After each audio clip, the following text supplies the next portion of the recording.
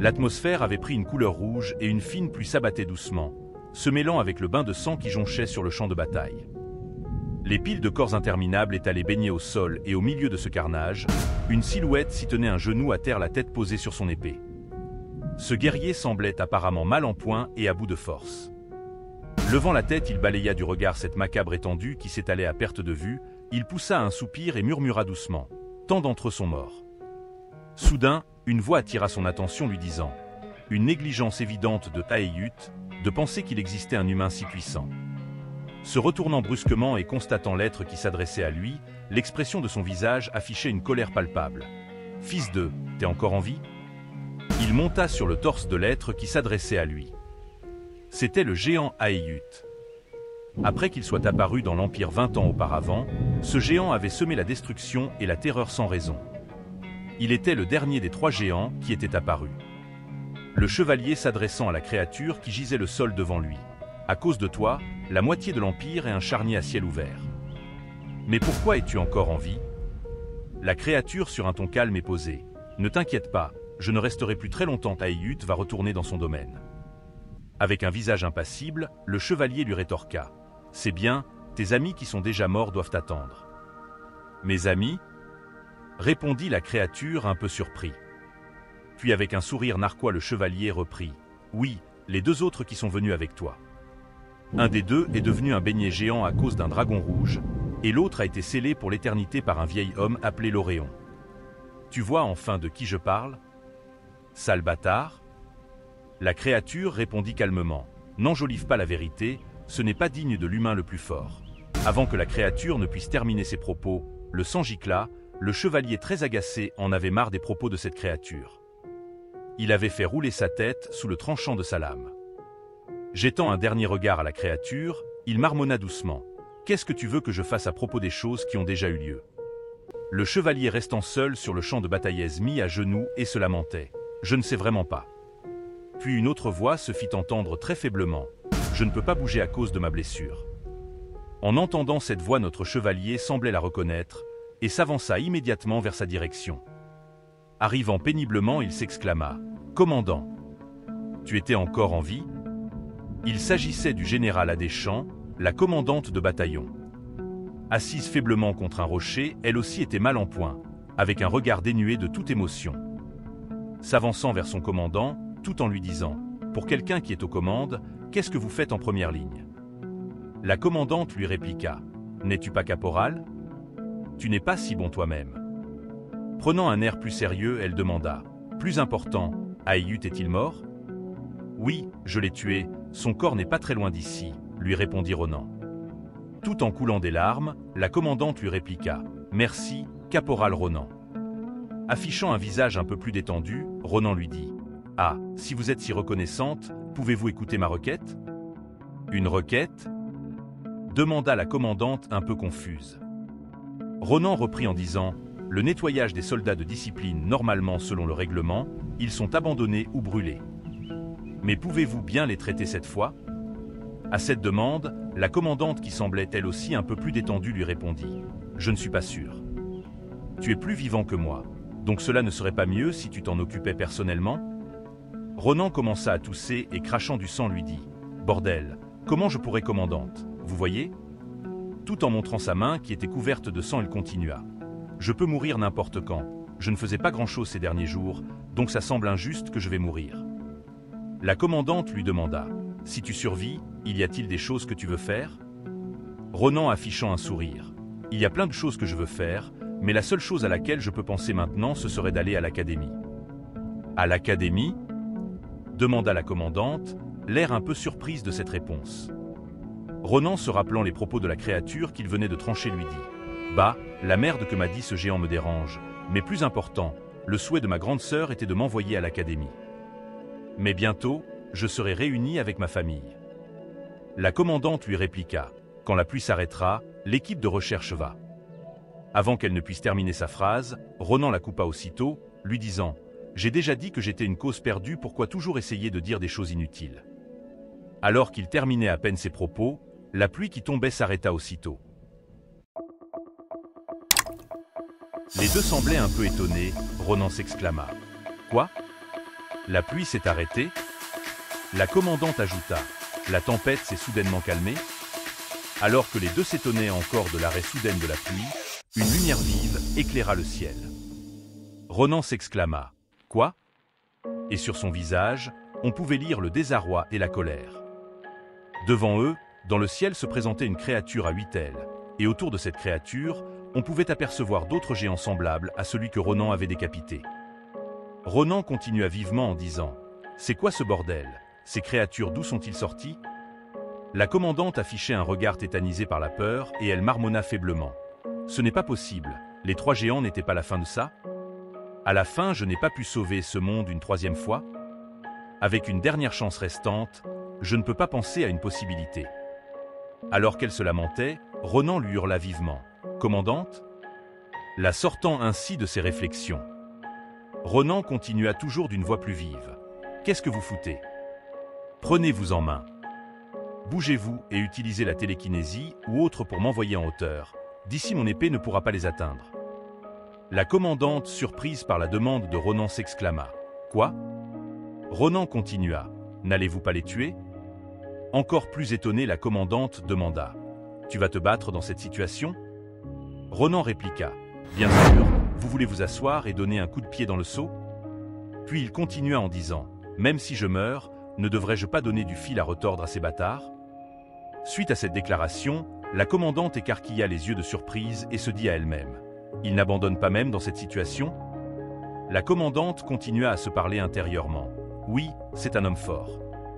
C'est pourquoi nous avons pu arriver jusqu'ici. » Alors que Ronan s'apprêtait au combat, la commandante s'approcha et posa sa main sur son épaule et l'appela. « Caporal Ronan ?» Ronan se retourna, l'air un peu agacé par l'interruption de la commandante, et s'exclama. « Je suis occupé, donc arrête de parler. » Avant qu'il ne pût terminer sa phrase, il fut surpris du geste de la commandante, elle venait de l'embrasser. Alors qu'elle embrassait, une lueur semblable à une petite orbe brillante sortit de sa bouche et entra dans la bouche de Ronan. Ronan, confus, demanda « Qu'est-ce que vous avez mis dans ma bouche ?» La commandante marmonna dans les oreilles de Ronan, mais ce qu'elle disait était inaudible. Ronan, encore plus confus, essayant de comprendre ce qu'elle lui disait, rétorqua immédiatement. « Quoi? Qu'est-ce que vous dites ?» Mais ce que la commandante lui disait était incompréhensible, comme si ses paroles lui étaient adressées dans une langue qu'il ne connaissait pas. Ronan reprit plus calmement. « Qu'est-ce que vous racontez maintenant ?» La commandante parla à nouveau, et cette fois les mots qu'elle prononçait étaient clairs. « Caporal Ronan, si on se rencontre à nouveau, peux-tu me dire de ne rien faire de stupide et de devenir tailleur ?» À ces paroles, on pouvait lire sur le visage de Ronan toute la confusion que ces mots avaient causée. La commandante, toujours avec un sourire paisible, continua. « J'ai réalisé de nombreuses choses, mais rien de tel. » Alors que la commandante Adéchamps et le caporal Ronan échangeaient ces mots, la créature ayant 8 ailes se préparait à lancer une attaque. L'attaque lancée frappa de plein fouet nos 2 chevaliers, les emportant dans l'outre-monde. Soudainement, après avoir été emporté par cette attaque, Ronan se réveilla en sursaut en plein milieu d'une prairie verdoyante. Confus, il se mit aussitôt à appeler la commandante. Ce qu'il n'avait pas encore réalisé, c'est qu'il venait de régresser dans le passé. Au loin, il vit des jeunes enfants jouer dans le lac, c'étaient ses amis d'enfance. Confus, il se marmonnait à lui-même. Impossible. Cet endroit? C'est ma ville natale, Nimbutan? Suis-je vraiment retourné dans le passé? L'expression de son visage présentait bien toute la confusion à laquelle il faisait face. Encore confus et dépassé par les événements qui viennent de se passer, Ronan s'assit sous un arbre essayant de se calmer. Il se disait à lui-même, de penser que la commandante a dit la vérité. Pensant au moment où la commandante l'avait embrassé, les paroles inaudibles de la commandante à ce moment-là lui vinrent. Après avoir mis l'orbe dans la bouche de Ronan, la commandante lui dit à ce moment-là, « Ce que tu viens d'avaler est une orbe qui remonte le temps. C'est ce qui m'a permis en tant que tailleur et d'accéder à la position de commandante. L'orbe qu'elle avait donnée à Ronan permet de régresser 4 fois, et la commandante l'avait déjà utilisée 3 fois. Ceci était donc la dernière régression possible grâce au pouvoir de cette orbe. » Dans ces paroles, la commandante lui dit, « Donc je te laisse la suite, le pouvoir de tuer les géants. Je crois que tu es la clé pour stopper la fin du monde. Tu dois améliorer tes capacités. Je suis sûr que tu le veux aussi. Si tu veux apprendre, va à l'Académie Philéon. » Réalisant les paroles de la commandante à ce moment, Ronan murmura, « Quoi ? Je racontais juste n'importe quoi. Ronan continua de se remémorer ce dernier échange avec la commandante. La commandante lui donnait son dernier souhait. Si on se rencontre à nouveau, peux-tu me dire de ne rien faire de stupide et de rester ailleurs? Revenu de ses pensées, Ronan, agacé par cette situation qui se présentait, à lui hurla de plein poumon. C'est la réalité? Si c'est un rêve, réveillez-moi. Ces hurlements le faisaient bien passer pour un timbré aux yeux des habitants qui l'observaient incrédules. N'ayant rien à faire de leur regard, Ronan continua de hurler sa frustration. Même si c'est vrai et que je suis revenu dans le passé, qu'est-ce que je suis censé faire tout seul? Soudain il s'exclama, « Hein? On est dans le passé? Donc je dois pouvoir voir ma grande sœur ?» Réalisant cela, il se mit aussitôt à courir. Pendant qu'il courait traversant toute la ville, et il se disait à lui-même, « Je suis vraiment revenu, si je vais un peu plus loin. » Alors qu'il était perdu dans son monologue tout en courant, une scène attira son attention. Ronan s'arrêta pour regarder. C'était un groupe de jeunes qui étaient en train de brimer un jeune garçon. Ronan se questionnait un peu surpris. Ces idiots, qu'est-ce qu'ils font accrocher un enfant à l'envers? De penser que ces gars n'ont pas changé dans le passé non plus. Alors qu'il se retournait pour s'en aller, un élément de cette scène lui piqua l'esprit. Surpris, il se disait, « Attends, cet enfant n'est pas attaché par une corde, mais avec de la magie ?» Une personne avec autant de valeur était rare sur le champ de bataille. Il n'y a aucune chance qu'il y en ait ici dans une ville de campagne. À bien y penser, à ces temps-là, je suis sûr qu'ils sont ici aussi. La personne qui suspendait le jeune garçon en l'air était un jeune magicien aux cheveux roses clairs nommé Hazel. Il avait plutôt l'allure d'une fille. Hazel était apeuré et coulant des sueurs froides se disait intérieurement, « Jusqu'à quand vont-ils faire ça?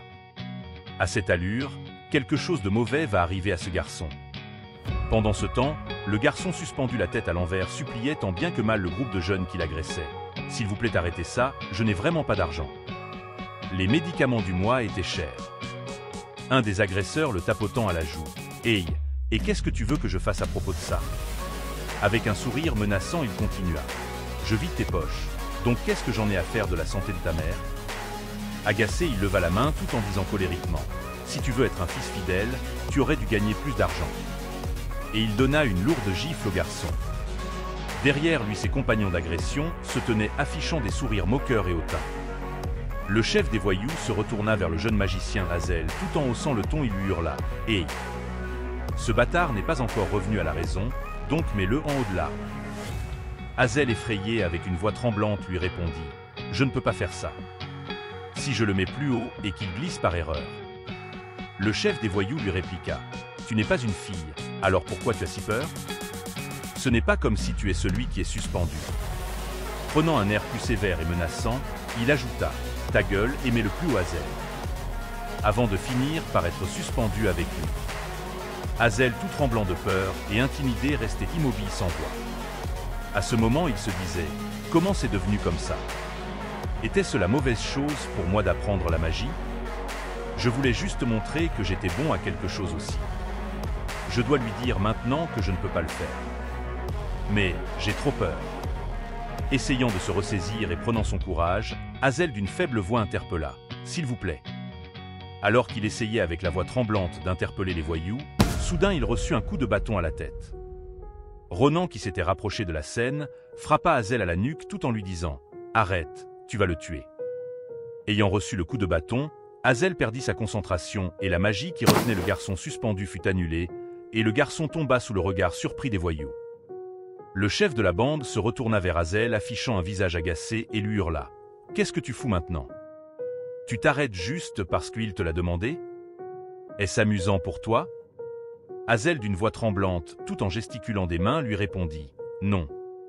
Je ne l'ai pas fait exprès. » Ronan interpella Hazel et se plaça devant lui en disant « Hey, Hazel, ne t'inquiète pas à propos d'une merde comme lui, et parle avec moi. » Hazel, surpris, s'exclama « Ronan ?» Ronan continua « J'ai quelque chose que je dois te demander. » Alors que Ronan s'adressait à Hazel, le chef de la bande de voyous agacé de se faire interrompre haussa la voix essayant d'interpeller Ronan. « Hey, toi, bâtard, sérieusement ?» Ronan ne prêta pas attention à lui et continuait sa conversation avec Hazel et lui demanda « Où as-tu appris la magie télékinétique ?» Hazel lui répondit « Je l'ai appris avec un grimoire que j'ai acheté à un colporteur. » À cette réponse, Ronan se mit à penser. Il est si fort avec un grimoire si bon marché? C'est incroyable. Je vais apprendre en voyant un peu plus. Pendant ce temps, le chef de la bande continuait à proférer des menaces et des insultes auxquelles Ronan n'y prêtait guère attention. Ronan était toujours dans ses pensées et se disait « Mais avec ça, quand je rattraperai les géants ». Voyant que Ronan ne lui prêtait guère attention, le chef des voyous dégaina son épée. Ce bruit que Ronan connaissait très bien le fit sortir de ses pensées. Ronan, écarquillant les yeux, se dit « Hein? C'est une épée ?» Lorsqu'il se retourna, le chef des voyous se tenait devant lui, le visage noir de colère, une épée à la main. Agacé, le chef de la bande de voyous, sur un ton colérique, s'adressa à Ronan. « Tu oses m'ignorer? Il semble que tu agis ainsi depuis que j'ai perdu volontairement contre toi à l'époque, mais aujourd'hui je vais corriger ces manières. » Le chef de la bande s'élança vers Ronan avec son épée, et alors qu'il attaquait, Ronan observa l'épée et pensa « Oh, c'est une vraie épée longue. Où est-ce que ce moins que rien l'a obtenu? Sa posture est mauvaise, mais il est fort et ça doit marcher par ici. Mais avec moi, il ne pourra pas. » Ronan esquiva l'attaque sans effort, ce qui surprit le voyou. Le regard plein de confusion, le voyou se dit « Il a facilement esquivé ça ?» Alors qu'il esquivait l'épée, Ronan se dit « Même si mon corps est jeune, cela reste la même. Ce qui était instillé en moi quand j'étais un soldat disciplinaire. Le sens du combat. » Le chef de bande prit la parole et dit « Ah, tu es chanceux. J'allais faire en sorte que tu ne puisses même pas lever une cuillère pour le reste de ta vie. » Ronan, toujours aussi calme, lui répliqua « Je sais bien, je suis plutôt chanceux aujourd'hui. Même si j'ai été malchanceux toute ma vie. » Le chef de la bande reprit une position de combat tout en disant « Mets-toi à genoux et prie, alors je vais épargner ta vie, bien sûr avec un bras en moins. » Pointant son épée vers Ronan, il continua en disant « Et si je te tue, je ferai en sorte de bien traiter ta sœur. » En entendant cela, Ronan, haussant le ton, répliqua « As-tu dit sœur ?» Le chef de la bande, affichant un sourire narquois et moqueur, lui répondit « Ouais. Chaque fois que je la vois, je pense ça. Son postérieur est si rond, ça doit être tellement bon d'eux. » Avant qu'il n'ait fini sa phrase, Ronan se mit dans une colère noire et d'un sec avec le bâton qu'il tenait, il frappa son adversaire qui lui trancha l'oreille. À cet instant, le chef de la bande resta stupéfait, le visage plein de confusion, le sang giclait de son oreille. Revenant à lui après ce bref instant de confusion, il lâcha de son épée et saisit l'endroit qui venait d'être tranché tout en hurlant de douleur. Ronan, toujours noir de colère, se rapprocha au-dessus de lui et sur un ton menaçant lui dit « Hey, enfoiré, tu veux mourir ?» Se lisait sur le visage de Ronan toute sa haine et sa colère. Le reste des membres de la bande, face à ce qui venait de se passer, observait incrédule, coulant des sueurs froides. Après un bref moment de silence, le reste de la bande, avec des voix tremblantes d'intimidation, marmonnait « Comment c'est possible? Il a coupé son oreille avec un bâton ?» Puis levant la tête, Ronan s'adressa au reste de la bande de voyous. « Et, tête de mule, vous aimez le spectacle? Barrez-vous avec ce connard si vous ne voulez pas finir comme lui. » Tout en donnant un coup de pied au chef de la bande, Ronan continua et dit « Et laissez l'argent que vous avez volé, bien évidemment, c'est une compensation pour avoir gâché mon humeur. » L'un des voyous lui répondit « Oui, nous allons tout rendre. » Après le départ des voyous, Ronan remit l'argent qu'il leur avait pris au jeune garçon qui s'était fait harceler. « Tiens, c'est à toi. » En recevant cela, le jeune garçon surpris dit à Ronan « Tu me donnes vraiment tout ça? C'est largement plus que ce qu'ils m'ont volé. » Ronan, prenant l'épée que le chef de la bande de voyous avait laissée, et lui répondit « Ceci, c'est tout ce dont j'ai besoin. Ne t'inquiète pas à propos de potentielles représailles. Ils n'auront même pas l'audace de marcher la tête haute. » Le jeune garçon, tout joyeux, affichant un large sourire, s'exclama « Merci mille fois. » Ronan, d'un air désintéressé, répondit « C'est normal, rentre juste chez toi. » Une voix toussa « Les deux se retournèrent, et c'était Hazel, le visage gêné, puis d'une voix un peu tremblante, il dit « Je suis vraiment désolé. » Présentant ses excuses au jeune garçon qui s'était fait torturer. Le jeune garçon, avec un sourire radieux, lui répondit « J'apprécie tes excuses, mais ne t'inquiète pas, ce n'est pas de ta faute. » Puis le jeune garçon s'en alla. Alors que Hazel disait au revoir au jeune garçon d'un geste de la main, Ronan l'observa un instant et il se dit « Bien, il n'est pas si mauvais. » Après le départ du jeune garçon, Ronan s'adressa à Hazel. « Tu te rappelles de ce que j'ai dit plus tôt à propos de faire quelque chose avec toi ?» La prise de parole de Ronan fit sursauter Hazel qui s'écria « Ah, oui c'est vrai. À cette réponse, Ronan se retourna aussitôt pour s'en aller tout en disant « Bien, on se verra ici dans 4 jours. » Hazel, étonné, répliqua « Hein ? 4 jours ? Qu'est-ce que ça veut dire ?» Ronan, qui s'en allait, lui répondit « Je suis occupé en ce moment, donc on se verra quand la lune sera à son zénith. » Puis jetant un regard menaçant vers Hazel, il continua « Bien sûr, si tu ne viens pas, tu sais ce qu'il se passera, n'est-ce pas ?» Ce regard fit sursauter Hazel. Puis Ronan se mit à courir en direction de la maison tout en s'exclamant « Je m'en vais, si tu es en retard tu es mort, ne l'oublie pas. » Laissant Hazel qui se tenait là tout aussi perplexe que confus. Quelques instants après, Ronan était arrivé à la maison et se tenait devant l'entrée.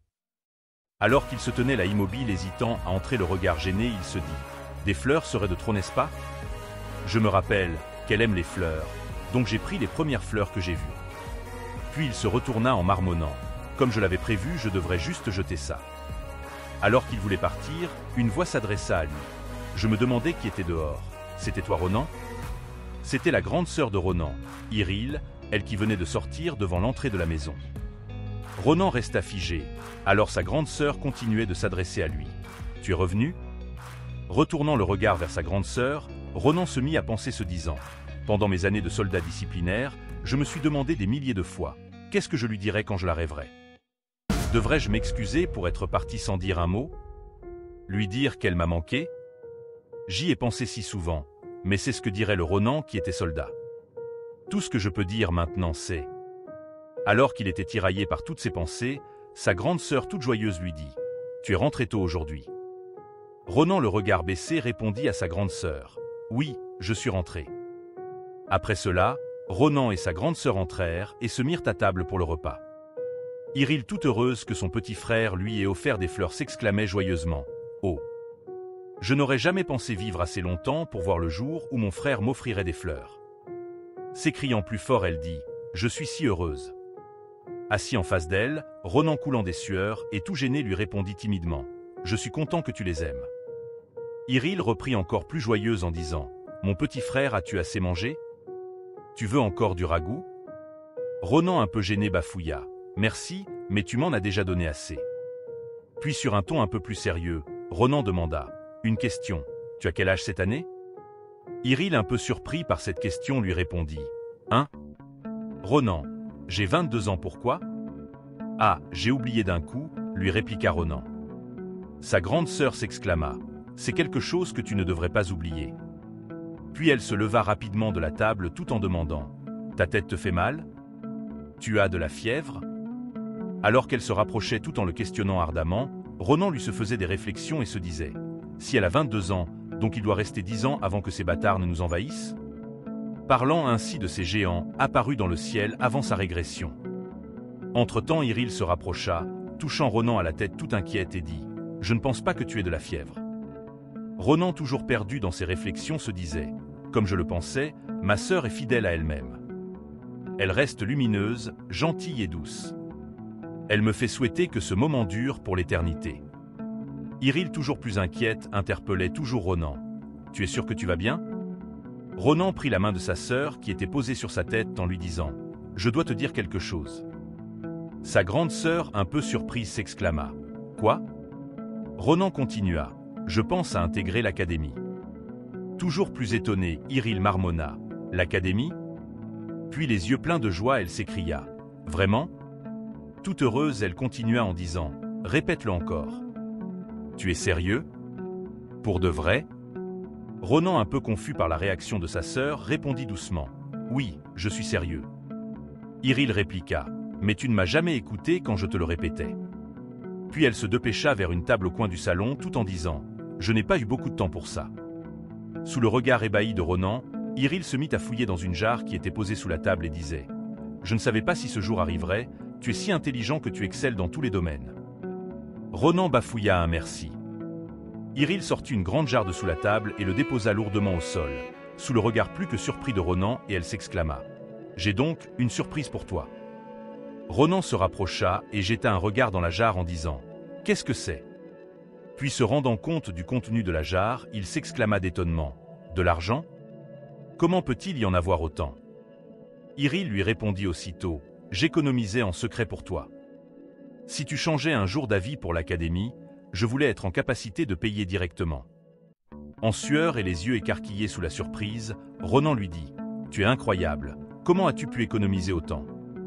J'apprécie vraiment, mais je veux que tu utilises tout ça pour toi, ça ne suffira pas. » Sa grande sœur, surprise, répliqua « Qu'est-ce que tu veux dire ?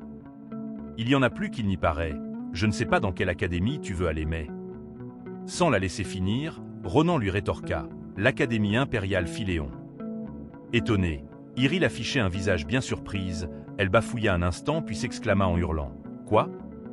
Même au loin de la maison, on pouvait clairement l'entendre. Cette réaction de surprise et d'étonnement de la part de la grande sœur de Ronan n'était pas anodin, car en effet l'Académie impériale de Philéon est l'établissement d'enseignement le plus coté de l'Empire. Avec les professeurs les plus compétents du continent, ainsi que le support financier de la famille impériale, c'est l'endroit qui prodigue la meilleure éducation qui soit. Cette académie est suffisamment exceptionnelle pour être appelée l'usine à héros, elle a un immense prestige. Des personnes très puissantes comme la commandante Adéchamps, le maître épéiste Chulifen ou même encore le pire criminel de tous les temps, la sorcière de l'hiver et bien d'autres viennent tous de cette académie. Quelques jours s'étaient écoulés depuis la conversation entre Ronan et sa grande sœur Iril. Ronan marchait au milieu des arbres et se dit « Les diplômés de Philéon ont été d'une grande aide durant la guerre, si grande que je peux comprendre pourquoi la commandante m'a recommandé l'académie. Mais bon, avec de tels prix et critères d'admission, sa renommée devient un problème. » Puis se rappelant la réaction de sa grande sœur, il pensa « Mais de là à ce qu'elle ait cette réaction ? Mais bon, je lui montrerai les résultats. » Apercevant Hazel qui se tenait là comme convenu lors de leur dernière rencontre, Ronan dit « Outre ça, j'ignorais que tu serais là, Mazel. » Hazel timidement tenue derrière un arbre répondit « Ce n'est pas Mazel, mais Hazel. Et tu as dit que tu me laisserais tout seul si je ne venais pas. » Ronan, jetant lourdement le sac au dos qu'il portait, lui répliqua aussitôt « Oublie ça, on va être bien occupé ce soir et je voulais te tester sur un truc. » Hazel s'exclama « Me tester ? De quoi parles-tu tout à coup ?» Ronan continua et répliqua « Ah, en fait c'est pas grand-chose, utilise ta télékinésie sur moi et soulève-moi aussi au que tu peux. » Hazel en sueur, un peu apeurée et inquiète de cette demande dit « Utiliser ma télékinésie ? Comme ça sans préavis ? Attends, pourquoi je ferais quelque chose d'aussi risqué ?» Ronan soupira et lui répondit « Ce n'est pas si risqué, commence par faire ce que je te dis. » « J'en mourrai pas, alors ne t'inquiète pas. » Hazel, tout de même inquiétée, acquiesça timidement. « D'accord, dans ce cas j'y vais. » Hazel forma une énergie magique dans ses mains, puis le lança vers Ronan tout en prononçant « Main invisible ». L'énergie magique se dirigea vers Ronan et l'enveloppa d'une aura bleue. Ronan, un peu surpris par la sensation, pensa « Tiens donc, c'est bien mieux que ce dont je m'attendais. » Hazel, grâce à sa magie, souleva Ronan dans les airs, son regard était rempli de satisfaction. Alors qu'il était toujours dans les airs, Ronan pensa au moment de combat contre les géants et se dit « Même si ça manque encore de stabilité et de hauteur, l'impression est similaire à l'autre fois. Pendant le combat contre Aïut, ce qui m'a permis de me battre sur un pied d'égalité avec ce salopard, c'était la télékinésie. » Se rappelant ainsi de la bataille menée. Jetant un regard vers Hazel, avec un léger sourire, Ronan se dit encore « C'est une capacité rare parmi les mages qui sont eux-mêmes rares. Ce qui signifie qu'il va être l'outil le plus important pour mon combat contre Aïut, ça commence plutôt bien. » Pendant ce temps, Hazel, qui commençait à avoir du mal à maintenir sa magie, tout en sueur, s'exclama d'une voix essoufflée « Ronan, je commence à avoir du mal. Peux-tu descendre maintenant ?» Ronan répondit « Tiens encore un peu, j'ai encore un truc à vérifier, je vais descendre moi-même. » Surpris, Hazel demanda « C'est-à-dire, par toi-même » Ronan sortit son épée et trancha le mana de Hazel, ce qui interrompit la magie qui le retenait en hauteur. Ce geste surprit Hazel qui écarquilla les yeux étonnés, alors que Ronan atterrissait au sol, sous le regard étonné de Hazel qui se disait « Je rêve ? À l'instant, Ronan vient de trancher mon mana ?» Après que Ronan ait atterri, Hazel demanda aussitôt « Ronan, que viens-tu de faire ?» Ronan lui répondit « Ce n'est rien, juste un mouvement acrobatique que je sais faire depuis un bout de temps. » Puis Ronan donna un petit coup de poing sur la tête de Hazel, qui continuait de lui demander « Aïe ! Pourquoi tu parles de mouvement acrobatique? C'est la première fois que je vois quelqu'un trancher du mana. » Ronan lui répliqua « Oublie, je ne sais pas non plus pourquoi ça arrive. » Puis Ronan se mit à penser « Comprendre cette capacité, c'est l'un de mes objectifs. Pourquoi mon épée a été efficace contre lui? Ça pourrait être la raison. Enfin, je pourrais y réfléchir plus tard, alors pour le moment j'ai quelque chose à faire. Après avoir rangé son épée, il ramassa son sac et dit à Hazel. Parfait, tu as passé le test, Hazel. Ronan balança un deuxième sac à Hazel tout en lui disant « Prends ça et suis-moi. On a un truc à faire avant que la lune ne s'en aille. » Hazel, confuse, répliqua « Hein? Si tard ?» Avec un sourire en coin, Ronan lui répondit « Qu'est-ce que tu veux dire ?» Puis prenant un air suffisant et vantard, Ronan dit « Ça pourrait être la première page de la bibliographie de Ronan. Le meilleur ouvrage d'histoire de l'Empire. » Les deux avaient pris une direction dans la forêt, et Ronan semblait avoir expliqué l'objectif à Hazel qui s'exclamait étonné. « L'Académie de Philéon ? J'ai mal compris. Pas vrai, Ronan ?» Le regard plein de doute et d'étonnement, Hazel continua. « On va à cette académie, là où seules les élites de l'Empire étudient. Toi et moi ?» Ronan lui répliqua. « Tu as très bien compris. Alors pourquoi tu me demandes ?» Puis avec un air plus sérieux, Ronan continua. « Mais pourquoi ? Tu ne veux pas ?» Hazel, un peu confuse, répondit aussitôt. « Non, ce n'est pas vraiment ça. Tu as du talent dans les arts martiaux, donc ça ira pour toi, mais moi je ne sais rien faire. En plus, je suis lâche et timide. » Ronan d'un ton grave l'interpella en disant « Hé, Hazel, tu comptes continuer de vivre comme ça ?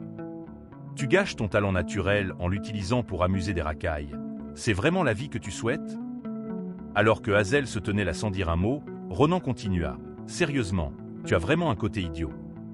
T'es lâche et timide, tu chouines comme un bébé quelle que soit la raison, et t'es un nul qui a peur de tout. » Hazel, avec un air déçu, se tenait là sans dire un mot, puis calmement Ronan lui dit « Mais c'est pas grave, parce que tu peux changer cette attitude à partir de maintenant. » Ronan encore plus grave et sévère. « Par contre, le temps qui passe est immuable, et un jour viendra où tu le regretteras. » À ce moment, Ronan pensa à lui-même et se dit « Oui, sinon tu le regretteras comme je l'ai fait dans ma vie passée. » S'adressant de nouveau à Hazel, cette fois sur un ton amical, Ronan s'exclama « Qu'en penses-tu ?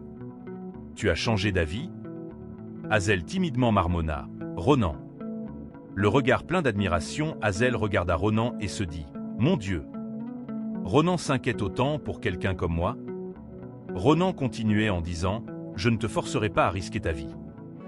Donc tu peux rebrousser chemin. » Ronan se retourna tout en partant et dit « Mais je suis occupé, donc. » Hazel s'empressa aussitôt et s'exclama « Attends Ronan. Je veux changer aussi. Je veux aller à Philéon avec toi. Alors apprends-moi ce que je dois faire. » Ronan se retourna puis il dit « Très bien, c'est la première fois que tu es viril, Hazel. Donc la première épreuve pour le grand et viril Hazel. On commence ?» Hazel, le regard un peu effrayé, répondit « Oui, d'accord. » Alors que Ronan, lui qui s'était déjà retourné sur le départ, affichait un regard démoniaque qu'on aurait dit un fantôme assassin et il se dit « Comme je l'avais prévu. » Les deux s'étaient rendus près d'un endroit qui semblait être un campement. Observant, Hazel avait l'air choqué de ce qu'il voyait. Apeuré et coulant des sueurs froides, il dit doucement « Ronan, c'est ma première épreuve ?» Ronan lui répliqua « Oui, tout à fait, c'est le meilleur adversaire que j'ai trouvé pour prouver tes compétences. C'est un gobelin lunaire, et c'est le chef. » Alors que Hazel était figé de peur, Ronan, avec un visage moqueur, s'adressa à lui. « Qu'est-ce que tu en penses? C'est pas génial ?» Ronan continua. « Alors, maintenant on commence? Merci d'avoir regardé. N'oubliez pas de liker et de vous abonner pour plus de contenu et laissez votre impression en commentaire.